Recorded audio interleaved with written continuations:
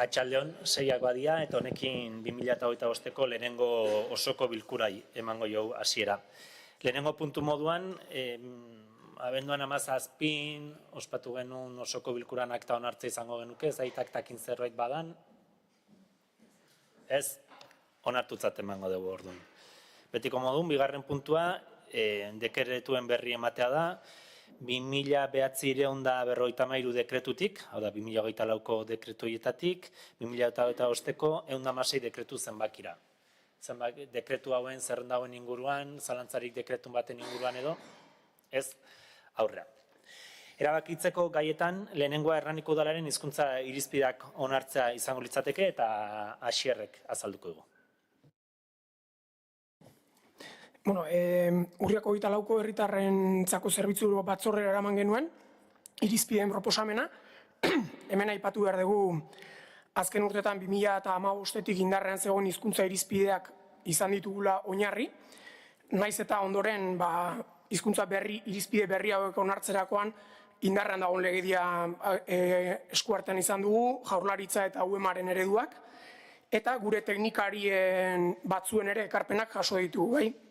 Hizkuntza irizpide honek 3 helburu nagusi ditu, bata herritarren hizkuntza eskubidea bermatzea, Hernaniko Udalarekin harremanetan jartzen direnean, eta hortarako ekintza ezberdina bultzatzea. Bigarrena izango litzateke euskararen erabileraren aldeko ekintza argiak abiaraztea eta atzera pausorik ez ematea, herritarren hizkuntza eskubideak bermatuta noski. Eta hirugarrena, Hernaniko Udala euskararen normalizazioan eredu izatea.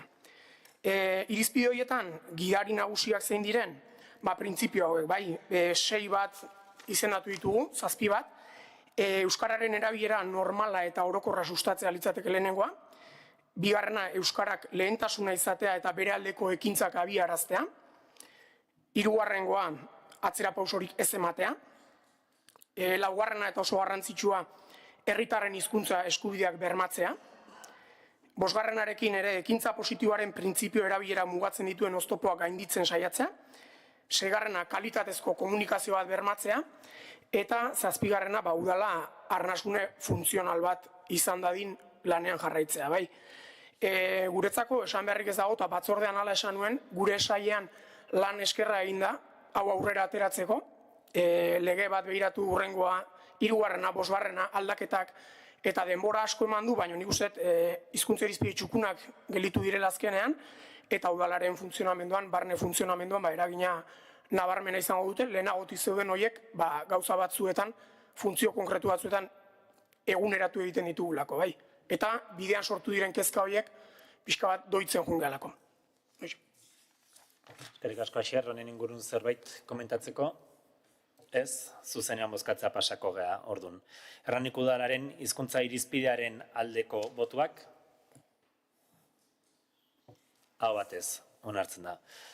Honekin ere, euskarakin jarraituz, eragin linguistikoari buruzko ebaluazioa arautzeko ordenantzaren hasierako onarpena litzateke hurrengo puntua, eta hori, Asier? Bai, bueno, 2016ko udalegeari erantzutea dator ordenantza proposamen hau.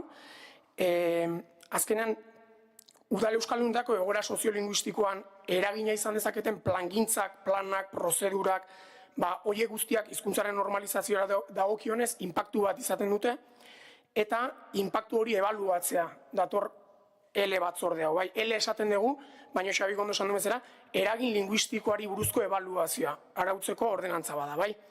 Orduan hor, egoera soziolinguistikoan eragina izan dezaketen planetan jarriko dugu begia, eta hor, hizkuntza alderdiak, euskararen erabileraren normalizazioa gehitzea, eta onuragarriak diren aukerak aztertzea egokituko zaio batzorde honi, eta batzorde honetan, kide batzuk osatuko dute, eta hoxe dira, euskara arloko zinegotzi izango da kidetako bat, euskara teknikaria eta hizkuntza normalizatzaia baita ere ongo da mai hortan, ebaluatzen den egitasmoaren arloko udal teknikaria ere bertan izango da, eta UEMako teknikaria. Badakizue, UEMako herri bat garela, eta bertako teknikariak ere beti prest daudela, aldamenean izateko eta gure bidontan laguntzeko.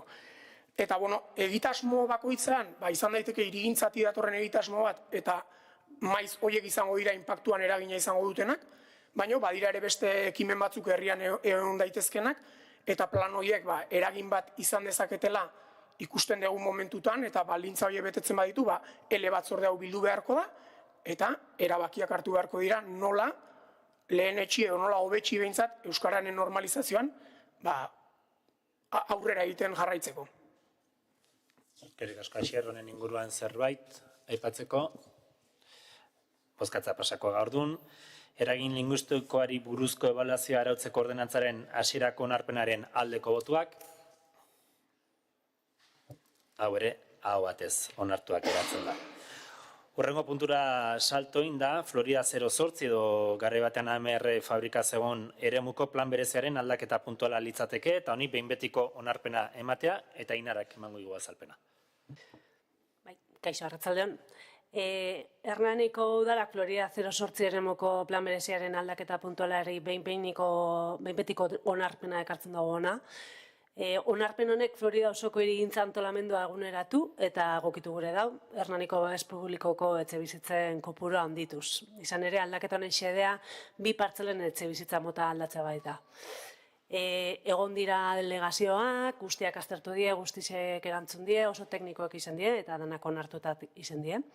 Eta honekin, posten gara, honekin obrekin hasteko prozesu guztia martxan jartzen dugulako, badakizu moduan, guretzako oso garrantzitsua da, eremu degradatu honetan, babes publikoko 308 etxe bizitza hauek eraikitzen hasteko prozesu honetan ja martxan jartzea. Batzordetan jaso zeinuten alegazioei buruz, informazio asko, suposatze dut honekin zalantzarik ez da egongo, baina izan ezkero, galdetu lasai. Oida, Inarak esan duen bezala, zerbait aipatzeko honen inguruan. Balez, balima dago, bozkatza pasako ga. Florida 08 eremuko plan bereziaren aldaketa puntualaren behin betiko onarpenaren aldeko botuak. Hau ere, aho batez onartzen da. Segarren puntura pasako gea, kasu honetan Euskal Sozialistak udaltaldeak aurkeztutako mozioa da, Hernaniko taxaren araudia ordenantza aldatzeko eskara litzateke, Euskal Sozialistak udaltaldearekin hala adostuta, mai gainean uztea erabaki dugu puntu hau, mozio hau, hainbat gauza argitzeko gelditzen dialako, eta argitu ondoren, udaltaldeak erabakiko du berriz aurkeztu, edo ez, Maria Jesus, bota. Arratsaldeon, esaten duzun bezala, mai gainean utziko dugu gaia, eta hitz egin dugun bezala, aurkeztuko ditugula datozen asteetan, eta hitz egingo dugu hau buruz, eta hitz egin dugun bakoitzen arabera, erabakiko dugu beste hurrengo hilabetean ekartzea edo ez osoko bilkurara. Hori da, eskerrik asko, Maria Jesus. Orduan, hau mai gainean geratzen denez, ja zuzenean azkeneko puntura pasatzega, eskari eta galderen puntura. Ez dakit nordezkari politikoek ote daukazuen eskari edo galderarik, ez? Ertaren partetik ere ez? Urteko lehenengoa, listo, eginda. Eskerrik asko eta otsaileko pleno arte.